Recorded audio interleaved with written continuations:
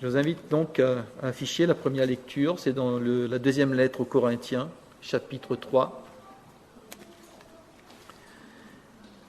les versets 7 à 9.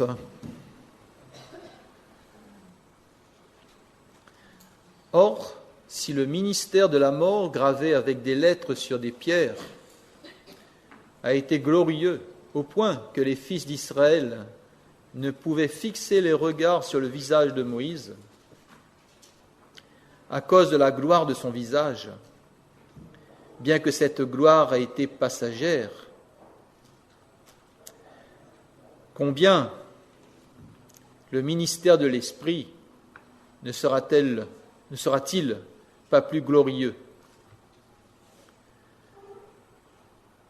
Si le ministère de la condamnation a été glorieux, le ministère de la justice est de beaucoup supérieur en gloire. Nous lisons le deuxième passage dans Jean, l'évangile de Jean, chapitre 3, versets 1 à 7. C'est la rencontre de Jésus avec Nicodème. Mais il y eut un homme d'entre les pharisiens, nommé Nicodème, un chef des Juifs, qui vint, lui, auprès de Jésus de nuit et lui dit : « Rabbi, nous savons que tu es un docteur venu de Dieu, car personne ne peut faire ces miracles que tu fais si Dieu n'est avec lui. » Jésus lui répondit : « en vérité, je te le dis, si un homme ne naît de nouveau, il ne peut voir le royaume de Dieu. » Nicodème lui dit : « Comment un homme peut-il naître quand il est vieux ? Peut-il rentrer dans le sein de sa mère et naître ? » Jésus répondit : « en vérité, je te le dis, si un homme ne naît d'eau et d'esprit, il ne peut entrer dans le royaume de Dieu. Ce qui est né de la chair est chair, et ce qui est né de l'esprit est esprit. Ne t'étonne pas que je t'ai dit, il faut que vous naissiez de nouveau. »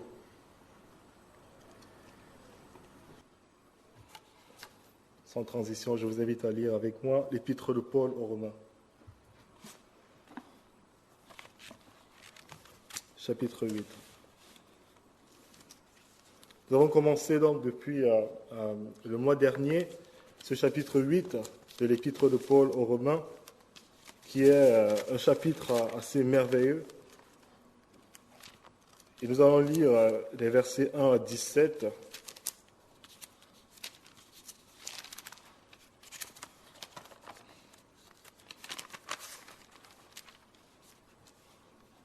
Donc Dieu nous annonce à travers son apôtre cette bonne nouvelle. Il n'y a donc maintenant aucune condamnation pour ceux qui sont en Jésus-Christ. En effet, la loi de l'esprit de vie en Jésus-Christ m'a affranchi de la loi du péché et de la mort. Car chose impossible à la loi, parce que la chair la rendait sans force. Dieu a condamné le péché dans la chair en envoyant à cause du péché son propre Fils, dans une chair semblable à celle du péché. Et cela, afin que la justice de la loi soit accomplie en nous, qui marchons non selon la chair, mais selon l'esprit. Ceux, en effet, qui vivent selon la chair s'affectionnent aux choses de la chair, tandis que ceux qui vivent selon l'esprit s'affectionnent aux choses de l'esprit. Et l'affection de la chair, c'est la mort, tandis que l'affection de l'esprit, c'est la vie et la paix. Car l'affection de la chair est inimitié contre Dieu, parce qu'elle ne se soumet pas à la loi de Dieu, et qu'elle ne le peut même pas. Or, ceux qui vivent selon la chair ne sauraient plaire à Dieu. Pour vous, vous ne vivez pas selon la chair, mais selon l'esprit, si du moins l'esprit de Dieu habite en vous. Si quelqu'un n'a pas l'esprit de Christ, il ne lui appartient pas. Et si Christ est en vous, le corps, il est vrai, est mort à cause du péché, mais l'esprit est vie à cause de la justice. Et si l'esprit de celui qui a ressuscité Jésus d'entre les morts habite en vous, celui qui a ressuscité Christ d'entre les morts rendra aussi la vie à vos corps mortels par son esprit qui habite en vous. Ainsi donc, frères, nous ne sommes point redevables à la chair pour vivre selon la chair. Si vous vivez selon la chair, vous mourrez. Mais si par l'esprit vous faites mourir les actions du corps, vous vivrez. Car tous ceux qui sont conduits par l'Esprit de Dieu sont fils de Dieu. Et vous n'avez point reçu un esprit de servitude pour être encore dans la crainte, mais vous avez reçu un esprit d'adoption, par lequel nous crions « Abba, Père ». L'Esprit lui-même rend témoignage à notre esprit que nous sommes enfants de Dieu. Or, si nous sommes enfants, nous sommes aussi héritiers, héritiers de Dieu et co-héritiers de Christ, si toutefois nous souffrons avec lui, afin d'être glorifiés. Donc, c'est la deuxième fois que nous lisons cet épître. Je vais juste prier une très courte prière pour pouvoir remettre ça entre les mains du Seigneur. Parle-nous, Seigneur, ouvre notre entendement, donne-nous des oreilles attentives pour pouvoir écouter ces vérités éternelles qui nous dépassent. Conforme-nous, Père, à ce que tu veux que nous soyons, tes enfants bien-aimés. Nous le sommes, mais rends-le, Seigneur, visible dans nos vies, par ton esprit. Amen. Donc, c'est la deuxième fois que nous étudions cet épître, l'épître aux Romains, et qui est vraiment un livre qui est tout simplement merveilleux. C'est le ciel sur la terre. Et nous avons vu que Dieu est pour nous totalement et entièrement, sans réserve. Nous avons vu que ce chapitre nous parle de la justification, de cette réalité que si vous êtes chrétien, vous êtes justifié et accepté par Dieu, comme quelqu'un qui n'a jamais péché, comme quelqu'un qui a plutôt obéi à tous ses commandements. Vous êtes regardé dans la comptabilité de Dieu comme quelqu'un qui n'a jamais péché. Non pas que vous l'avez fait, ce n'est pas comme si on n'avait jamais péché, mais lorsque vous avez cru en Christ, Dieu vous a imputé, il a mis à votre compte la justice de Christ, la vie parfaite de Christ. Et nous pouvons voir que dans tout ce chapitre 8 de l'épître aux Romains, du début jusqu'à la fin, Paul nous montre toutes les facettes de cette justification. Il n'y a donc maintenant aucune condamnation pour ceux qui sont en Jésus, au premier verset. Et quand on regarde vers la fin, au verset 31, Paul dit, si Dieu est pour vous, qui sera contre vous? Qui sera contre vous? C'est ça le message de l'Évangile. Dieu est pour nous. La bonne nouvelle pour nous, désormais, définitivement, complètement, quand vous obéissez, quand vous péchez, Dieu est pour vous si vous êtes chrétien. Il ne vous condamne pas, il est avec vous. Même quand vous péchez, il est avec vous contre vos péchés, mais jamais contre vous. Rien ne nous séparera de l'amour de Dieu, nous dit Paul en Jésus-Christ. Gloire à Dieu. Et nous pouvons constater que tout ce passage, tout ce texte, nous montre comment ça se fait qu'il n'y ait plus aucune condamnation. Verset 33, qui accusera les élus de Dieu? Qui accusera les élus de Dieu? Dieu est celui qui justifie. Qui les condamnera? Et c'est ça la question. Qui peut mettre Dieu contre vous une fois que vous êtes devenu chrétien? Personne. Une fois que sa justice vous est donnée par lui-même, rien dans l'univers. Et donc Paul, dans tout son enthousiasme, dans toute sa joie, va nous donner deux grandes séries de preuves dans tout ce chapitre pour nous montrer que Dieu est complètement pour nous. Dans ce seul chapitre de Romains 8, c'est pour ça que c'est un chapitre mais tellement merveilleux. Et la première grande série de preuves pour nous dire « Dieu est pour vous », ce sont des preuves qui touchent à notre identité de chrétien. Voilà comment Dieu est pour nous dans notre nouvelle identité, dans notre nouvelle nationalité. Dieu nous donne son esprit. Premièrement, Paul va nous dire que Dieu nous donne son esprit, il est avec nous. Dieu nous libère de l'esclavage du péché. La deuxième preuve pour montrer qu'il est avec nous. Il nous fait vivre par la puissance de l'esprit. La troisième preuve. Mais Dieu est non seulement pour nous, dans notre nouvelle identité, dans notre nouvelle nature, mais la deuxième grande série de preuves, c'est que Dieu est aussi pour nous lorsque nous sommes encore expatriés sur terre. Nous avons une nouvelle nationalité qui est céleste, mais nous sommes encore expatriés sur terre. Dieu est avec nous, même quand la vie est encore difficile dans ce monde, lorsqu'on passe par la souffrance, on n'est pas encore chez nous au paradis, mais il est avec nous en mettant dans nos cœurs l'espérance de la gloire à venir. L'espérance de la gloire à venir. Il nous aide à prier lorsqu'on passe par l'épreuve et on ne sait pas quoi demander. Dieu, est-ce que tu vas me guérir ou pas? Est-ce qu'il faut que je passe par cette épreuve ou pas? Il nous aide à prier par l'Esprit qui connaît sa volonté et qui intercède pour nous. Et troisième preuve, il fait concourir tout à notre bien. Tout dans l'univers pour notre bien.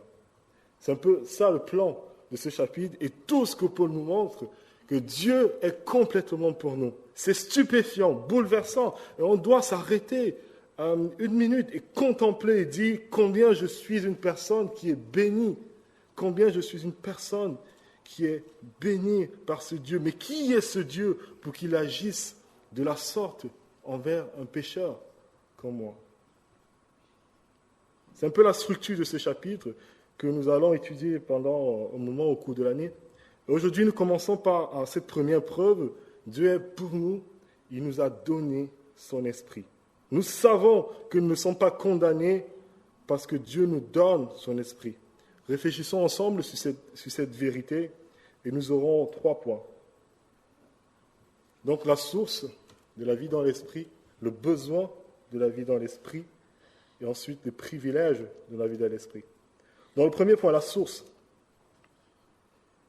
Ce point sera un peu plus lent par rapport aux autres, mais ça va aller vite, je vous promets. D'où est-ce que ça vient, la vie d'un chrétien dans l'esprit? Pourquoi est-ce qu'il est important de penser à l'Esprit de Dieu lorsque nous vivons notre vie de chrétien? Paul nous dit, il n'y a aucune condamnation pour ceux qui sont en Jésus-Christ. Et les versets 2 et 3, il va nous expliquer pourquoi il n'y a aucune condamnation. Il dit, car la loi de l'Esprit de vie en Christ Jésus m'a libéré de la loi du péché et de la mort. Alors, c'est quoi cette loi du péché et de la mort dont j'ai été libéré et qui me condamnait? Qu'est-ce que c'est cette loi du péché et de la mort? Peut-être ça va vous choquer, mais la loi du péché et de la mort n'est rien d'autre que la loi de Dieu. Ce n'est rien d'autre que la loi de Dieu. C'est ça, la loi du péché et de la mort. C'est la loi de Moïse. Il s'agit de la loi de Dieu même qui nous condamnait. Si vous allez un peu en arrière au chapitre 7, Paul nous dit ceci. Ainsi, le commandement de la loi qui mène à la vie se trouva pour moi mené à la mort. Paul nous dit que c'est la loi qui l'a incité à pécher, poussé à pécher, encore plus et de plus en plus.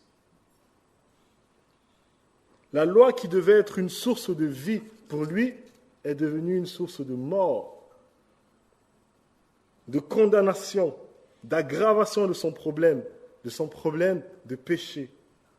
Non pas qu'il y ait un problème avec la loi de Dieu, qui est très bien, mais il y a un problème avec moi. Une application concrète pour qu'on ne se perde pas. Peut-être ce matin, vous êtes convaincu d'être quelqu'un de bien. Peut-être, vous avez écouté les 10 commandements de Dieu. Vous dites, je les respecte, j'ai jamais tué personne. J'ai pas l'habitude de mentir, je suis quand même quelqu'un de bien, je fais des aumônes, j'ai aidé les gens comme je peux. Ou bien, je suis très engagé dans l'église, j'assiste à des groupes de l'église, je lis ma Bible chaque jour, Dieu ne peut pas me rejeter. Peut-être vous pensez de cette manière. Si vous êtes une telle personne, vous êtes en train de faire exactement ce que Paul défend ici. Vous cherchez une justification, une acceptation de la part de Dieu par une loi qui vous condamne déjà. Parce que personne ne peut trouver une justification dans la loi de Dieu. Tu pèches contre un seul commandement, tu pèches contre tous. Impossible d'obéir à toute la loi de Dieu. Un seul faux pas et la sanction légale s'applique, la mort. Celui qui pèche mourra. En fait, vous cherchez la justification et l'acceptation de Dieu dans une loi qui sert à produire l'inverse. La loi de Dieu ne sert pas à sauver. La loi de Dieu sert à vous montrer votre péché, à vous montrer que vous êtes condamné et que vous ne pouvez pas vous en sortir sans une autre intervention. Et partout, Paul le dit, il avait déjà mentionné au chapitre 5, il dit, la loi est entrée dans le monde afin que le péché abonde. Afin que le péché abonde. Et si vous avez bien prêté à la lecture, attention à la lecture de Thierry tout à l'heure, Paul appelle l'ancienne alliance, celle de la loi de Moïse, le ministère de condamnation et de mort. Le ministère de condamnation et de mort. Il n'y a rien de mauvais dans la loi. Il ne faut pas qu'il y ait un malentendu. Rien de mauvais. La loi de Dieu, c'est une règle de vie parfaite. Nous en sommes reconnaissants de ce qui nous donne sa loi. Ça nous montre le caractère de Dieu, à quel point il est parfait. Mais la loi, la morale, ce n'est pas pour sauver des personnes, mais c'est pour les personnes qui sont déjà sauvées. La loi n'est pas le moyen que Dieu utilise pour sauver les êtres humains, pécheurs comme vous et moi. La loi n'est pas le moyen. Mais réfléchissons un instant. Pourquoi est-ce que la loi de Dieu nous condamne? Qu'est-ce qui fait qu'un humain pécheur doit absolument mourir? Pourquoi? Tout simplement parce que la loi est un fait légal. Ce n'est pas quelque chose d'arbitraire, c'est une autorité. C'est un pouvoir légal qui fait qu'on pêche, on meurt. Et ce qui est logique, tu te soustrais de Dieu, tu te soustrais de la source de vie, tu meurs. Tu coupes le jus à la maison, tous les appareils électriques ne fonctionnent pas. Comme la loi de la gravité, tu sautes d'un immeuble, tu t'écrases. C'est une loi, c'est un fait. C'est la loi de Dieu, c'est la loi de mort pour le pécheur. Souvent, on prend en compte les lois physiques de Dieu qu'il a mis dans la création, comme la loi de la gravité, mais on ne respecte pas les lois morales de Dieu, parce qu'on pense que ce n'est pas important.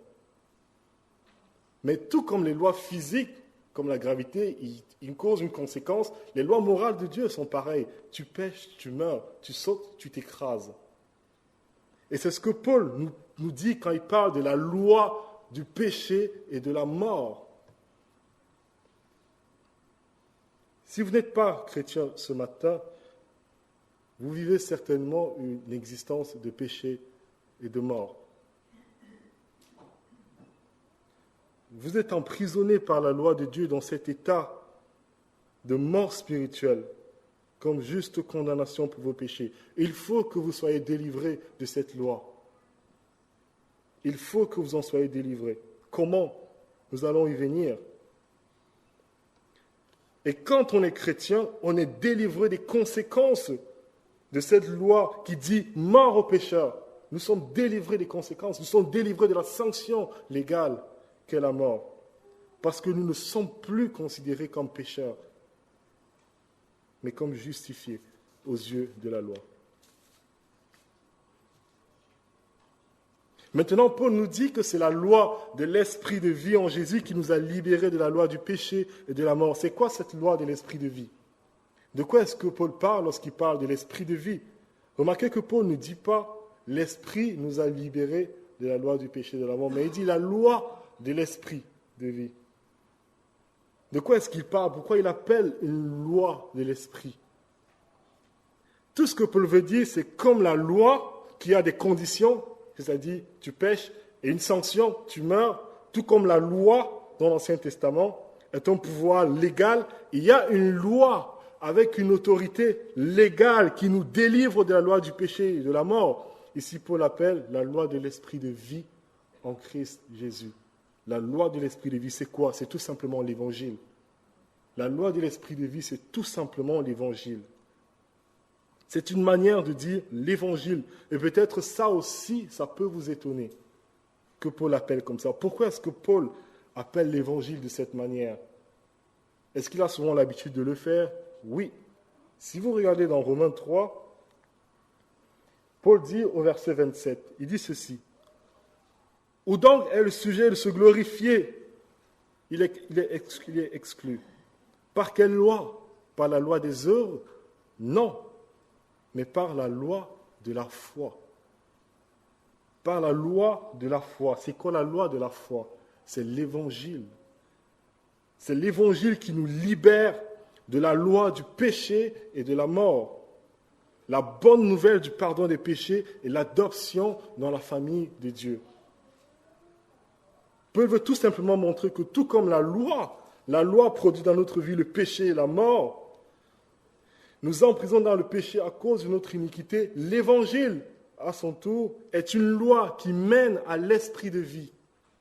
Le don de l'Esprit Saint qui nous libère et qui nous donne une nouvelle vie.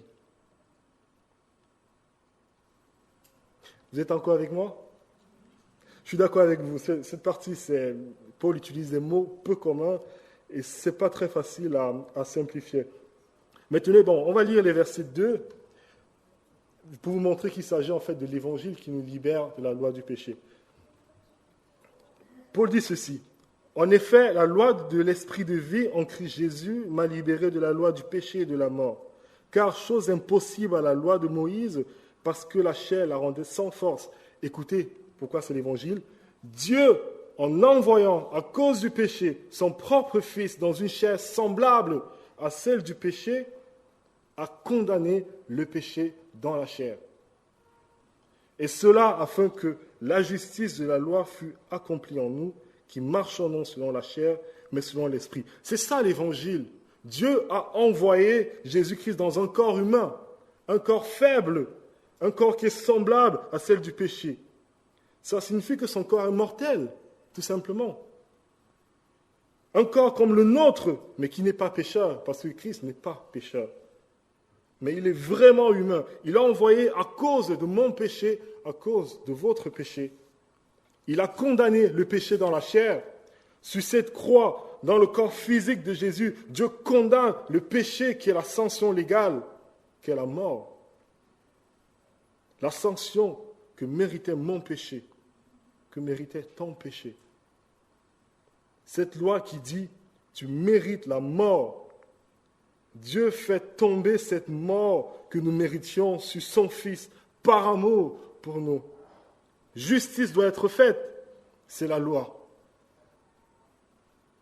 Et parce que Christ a déjà subi la sanction légale qu'est la mort, qu'il est mort, il nous a délivrés de cette loi du péché et de la mort. C'est l'évangile, c'est la loi de l'esprit de vie en Jésus-Christ. C'est la procédure par laquelle Dieu sauve le pécheur. C'est la procédure par laquelle Dieu libère le pécheur de la condamnation. Il n'y a pas d'autre procédure. Puis Dieu nous donne son esprit. La source de notre possession de l'esprit qui montre que Dieu est pour nous, c'est simplement le fait qu'il nous a justifiés. Il nous a libérés de la condamnation. Et la Bible dit que notre justice, la justice que Christ nous donne, est tellement parfaite, elle est tellement parfaite qu'il faut qu'il nous donne simplement son esprit.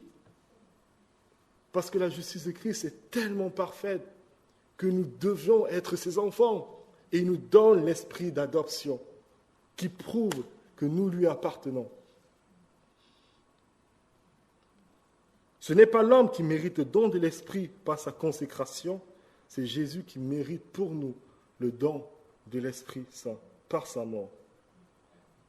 Nous avons fait la partie la plus difficile de ce passage. Merci de votre patience, mais la suite sera un peu plus courte. Nous passons au deuxième point maintenant. Nous avons vu l'origine, la source de notre vie dans l'Esprit. Et nous avons vu que la source de notre vie dans l'Esprit, c'est l'Évangile. Dieu nous sauve, puis il nous donne son Esprit. Maintenant, notre besoin de l'esprit. Et nous allons lire ensemble les versets 5 à 8. Paul dit ceci. Ceux en effet qui vivent selon la chair s'affectionnent aux choses de la chair, tandis que ceux qui vivent selon l'esprit s'affectionnent aux choses de l'esprit. Et l'affection de la chair, c'est la mort, tandis que l'affection de l'esprit, c'est la vie et la paix. Car l'affection de la chair est inimitié contre Dieu, parce qu'elle ne se soumet pas à la loi de Dieu et qu'elle ne le peut même pas. Or, ceux qui vivent selon la chair ne sauraient plaire à Dieu. Souvenez-vous que Paul est en train d'expliquer que Dieu est pour nous. Il nous a justifiés par son Fils. Il nous a déclarés justes comme chrétiens. Mais ce n'est pas parce que Dieu nous a déclarés justes que nous allons vivre une vie à sa gloire. Ce n'est pas parce que Dieu déclare de manière publique et officielle « tel m'appartient » que nous allons vivre une vie de chrétien. Ce n'est pas parce que le Parlement a déclaré de manière officielle, par décret, que les vignes vont produire cette année, ce n'est pas parce qu'ils l'ont déclaré de manière officielle que les vignes vont effectivement produire. Les vignes produisent parce que c'est dans leur nature de produire des raisins.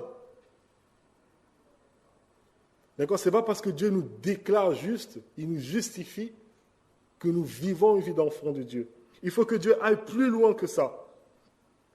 Dieu va plus loin dans la déclaration de justice. Il nous donne son esprit. Il nous donne son esprit. Il nous fait naître dans l'esprit. Il nous donne une nouvelle vie, une nouvelle nature.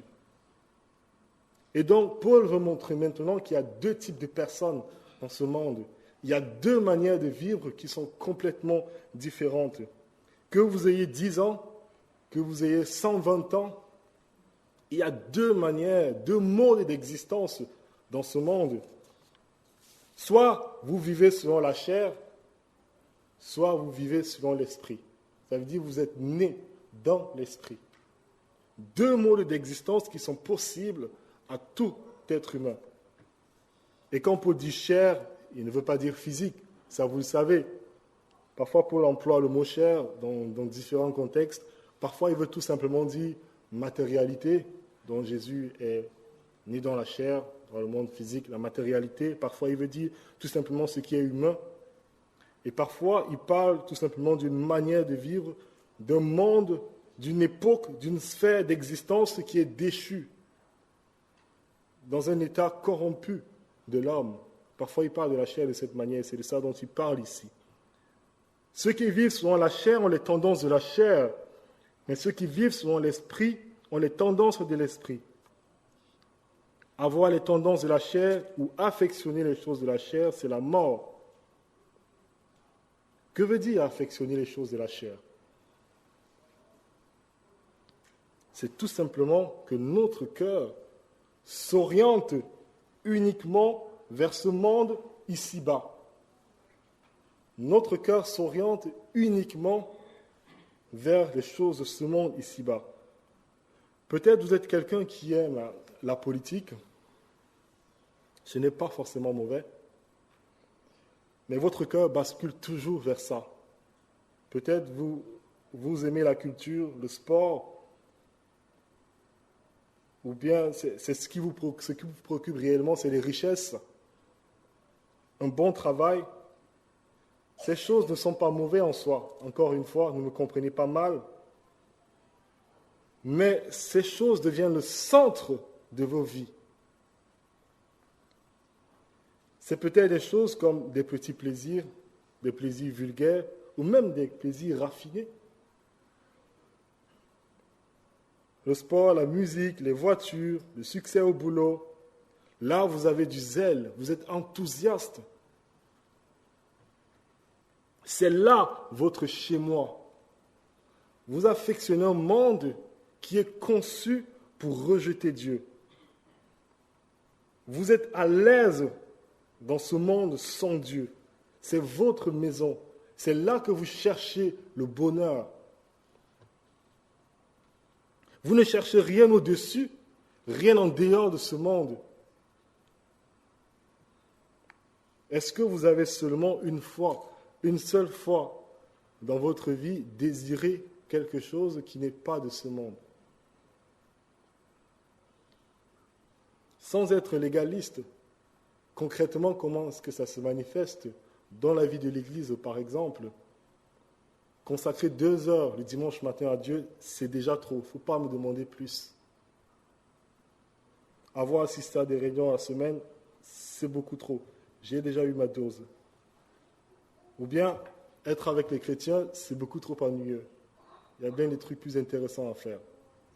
Il y a plusieurs manières dont cela se manifeste, mais ce qui nous affectionne le plus, c'est tout, sauf les choses éternelles. Qu'en est-il du chrétien maintenant? Qu'en est-il du chrétien? Paul dit, nous qui sommes chrétiens, nous vivons dans l'esprit. Et nous avons les tendances de l'esprit. C'est-à-dire, nous affectionnons les choses de l'esprit. Nous affectionnons le vrai Dieu. Impossible de rester indifférent lorsque nous voyons son caractère éternel, immuable, infini, sa majesté. Ce Dieu insondable, fidèle, qui envoie son Fils mourir sur cette croix pour des hommes coupables et pécheurs. Impossible de rester indifférent. Cet amour qui est en Dieu depuis toujours, de manière, de mesure infinie, le chrétien voit quelque chose de ce Dieu-là. Il voit quelque chose de sa beauté, de sa sainteté, sa droiture pure, sans mélange de Dieu. Il pense à une vie éternelle dans la présence du Dieu parfait et aimant. Il est attiré par ça. Il est attiré par ces choses. Je suis d'accord avec vous, le chrétien n'est pas un moine tibétain. Et j'espère qu'on ne vit pas de cette manière où on s'isole de tout. On peut profiter des choses que Dieu nous a données dans ce monde. Il nous a donné plein de bonnes choses, le sport, l'art, la technologie, les richesses, un bon travail. Et nous devons être reconnaissants à Dieu pour ces choses-là. Mais ces choses n'ont pas la place principale dans notre vie, mais elles servent un autre but, un but encore plus grand que ça. Il est à moi, je suis à lui, ce Dieu dont l'amour est indescriptible. Voilà 2 modes d'existence que tout être humain peut suivre ici-bas. Et ces 2 modes d'existence mènent à 2 destins différents. Ceux qui affectionnent la chair, c'est la mort. Cela mène à la perdition. Impossible de se tromper lorsqu'on affectionne la chair. Comment pouvez-vous croire aller au paradis si dans votre vie ici-bas, le paradis ne vous intéresse même pas? Ça ne vous intéresse pas, vous n'y pensez jamais. Lorsque l'Église, qui est une vitrine de ce paradis céleste que nous vivons, lorsque l'Église se réunit, vous vous sentez mal à l'aise. Comment vous voulez vivre dans cette éternité-là? Notre destinée va coïncider avec l'état de notre cœur. C'est exactement l'état de cœur de ceux qui sont nés de nouveau, des chrétiens qui sont nés dans l'esprit, qui affectionnent les choses de l'esprit. C'est la vie et la paix. La vie et la paix. L'Esprit de Dieu nous fait désirer ce que nous ne pouvons pas désirer nous-mêmes. Il nous fait aimer ce que nous sommes incapables d'aimer nous-mêmes, livrés à nous. Dieu est pour nous. Et si vous n'êtes pas encore né dans l'Esprit, aucune nécessité aussi importante pour vous aujourd'hui. Il faut que vous naissiez de nouveau, comme Jésus le dit à Nicodème dans ce texte que Thierry nous a lu. Il faut que tu naisses de nouveau, c'est-à-dire vous devez remettre votre vie entre les mains de ce Seigneur qui a donné sa vie pour les pécheurs, Jésus-Christ. Aucune nécessité n'est plus urgente pour vous aujourd'hui. Donc nous avons vu la source de l'Esprit, nous avons vu que c'est l'Évangile, le besoin dans l'Esprit pour vivre une vie qui plaît à Dieu, une vie dans l'Esprit. Maintenant, notre dernier point, le privilège de la vie par l'Esprit. Quel privilège nous avons de vivre par l'Esprit de Dieu. Nous lisons verset 9. Pour vous, vous ne vivez pas selon la chair, mais selon l'Esprit, si du moins l'Esprit de Dieu habite à vous. Si quelqu'un n'a pas l'Esprit de Christ, il ne lui appartient pas. Et si Christ est en vous, le corps, il est vrai, est mort à cause du péché, mais l'Esprit est vie à cause de la justice. Et si l'Esprit de celui qui a ressuscité Jésus d'entre les morts habite en vous, celui qui a ressuscité Christ d'entre les morts vous rendra aussi la vie à vos corps mortels par son Esprit qui habite en vous. Alors, peut-être les chrétiens qui écoutaient Paul à l'époque pouvaient se dire « je suis dans une chair, alors je vis dans la chair. » Et peut-être, c'est peut-être votre cas ce matin, après avoir écouté la première partie. Vous dites « est-ce que je vis dans la chair, c'est difficile, comment distinguer, comment départager ?» Et Paul dit « Vous qui êtes chrétiens, vous n'êtes pas dans la chair. Vous avez une chair, mais vous ne marchez pas dans la chair. Ce n'est pas votre mode d'existence. La chair n'est pas le mode d'existence du chrétien. Vous êtes dans l'Esprit. L'Esprit de Dieu habite en vous.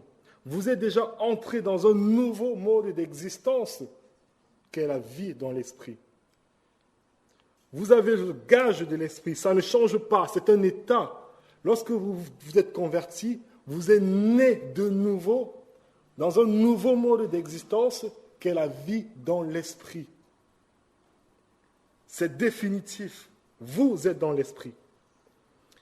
Mais maintenant, il y a un problème. C'est que certaines personnes enseignent que tous les chrétiens n'ont pas l'Esprit de Dieu. Vous avez sûrement entendu ça. Ils disent que les chrétiens, bien sûr, ils sont déjà convertis, mais ils doivent attendre une seconde expérience. Ils doivent attendre une seconde expérience qui s'appelle le baptême dans le Saint-Esprit. Est-ce que c'est vrai? Déjà, ce qu'on peut dire, c'est qu'un chrétien sans l'Esprit de Dieu, ça n'existe pas. Regardez le verset 9 avec moi. Si quelqu'un n'a pas l'Esprit de Christ, il ne lui appartient pas. Tous les chrétiens sont baptisés de l'Esprit. C'est ça, naître de l'Esprit. Le baptême dans le Saint-Esprit, c'est tout simplement la conversion. Tout simplement. Il n'y a qu'un seul verset dans toute la Bible, un seul verset dans toute la Bible qui explique clairement ce que c'est que le baptême dans le Saint-Esprit. Luc, dans les Actes, nous décrit ce qui s'est passé dans l'établissement de l'Église du 1er siècle, mais il n'y a qu'un seul verset dans toute la Bible où un apôtre nous explique ce que c'est que le baptême dans le Saint-Esprit. Et c'est ce verset, 1 Corinthiens 12, verset 3. C'est Paul qui parle. Il dit ceci. Nous avons tous en effet été baptisés d'un seul esprit pour former un seul corps, c'est-à-dire l'Église. Tous baptisés pour former un seul corps, soit juifs, grecs, esclaves, libres. Nous avons tous été abreuvés d'un seul esprit pour former un corps. Si quelqu'un n'a pas l'Esprit de Dieu, il ne lui appartient pas. Tous les chrétiens ont l'Esprit de Dieu.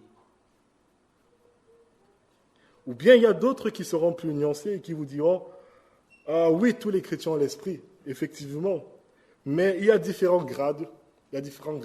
Quand on se convertit, il y a le niveau 1. Après, avec plus de consécration, on va arriver au niveau 2, qui est la plénitude dans l'Esprit. Mais c'est totalement contraire à ce que Dieu dit. Totalement contraire. Paul nous dit, c'est l'Esprit qui a ressuscité Jésus d'entre les morts. Ce n'est pas n'importe quel esprit.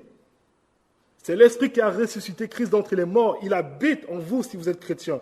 Pourquoi il précise ça? Pour que nous réalisions toute la puissance de l'Esprit qui a ressuscité Christ d'entre les morts. C'est un privilège. Y a-t-il une plénitude plus complète que l'Esprit qui a ressuscité Jésus d'entre les morts? Pensez un peu à ce corps froid, là dans le tombeau. Cette puissance de la troisième personne de la Trinité, l'Esprit qui vient toucher le corps de notre Seigneur Jésus. Il lui donne la vie, une vie immortelle. Il ne peut plus mourir. Transformé au-dessus de ce monde. Imaginez ce Dieu qui, dans l'Ancien Testament, habitait dans le temple, dans le Saint des Saints. Personne ne pouvait y entrer, à part le grand sacrificateur, une fois par an. Ce lieu était tellement saint qu'il n'y avait pas de semblable sur toute la terre. Lorsque le sacrificateur rentrait, le lieu était tellement saint qu'il tremblait. Si quelque chose se passait mal, il pouvait être frappé de mort. Et pour le sortir de là, il fallait un bâton pour le tirer. La présence de Dieu était tellement présente. Le Dieu qui dit « personne ne peut me voir et vivre ». L'Esprit qui planait au-dessus du chaos pendant la création. L'Esprit qui a fait des miracles par les prophètes dans l'Ancien Testament, par les apôtres dans le Nouveau Testament. Ce Dieu dans ton corps, dans ta personnalité, fait de toi sa demeure particulière. Tu es le temple du Dieu saint et infini, de manière toute particulière. Et c'est là une vérité absolument bouleversante. Dieu est pour nous. Notre mode d'existence maintenant, c'est un mode d'existence dans l'esprit. C'est l'esprit de Dieu et pas autre chose. Malheureusement, peu de chrétiens aujourd'hui contemplent convenablement cette réalité. Quelle puissance et quel privilège. Dieu est pour nous. Il nous a donné son esprit dans la mort de son Fils. Son esprit nous plonge dans un nouveau mode d'existence complètement glorieux qui produit une vie qui plaît à Dieu. Fini l'esclavage du péché. C'est l'Esprit de Dieu en nous qui dicte sa loi maintenant. C'est ce même esprit dont Paul dit dans l'épître de Paul aux Colossiens. C'est en lui que réside toute la plénitude de la divinité. Voilà le privilège que nous avons lorsque nous sommes en Christ. Dieu est pour nous. Il nous a donné son esprit. Je vous invite à prier.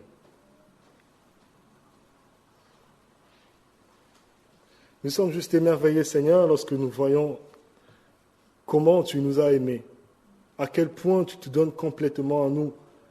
C'est ce Dieu que l'univers ne peut pas contenir, qui décide de faire de nous sa demeure particulière.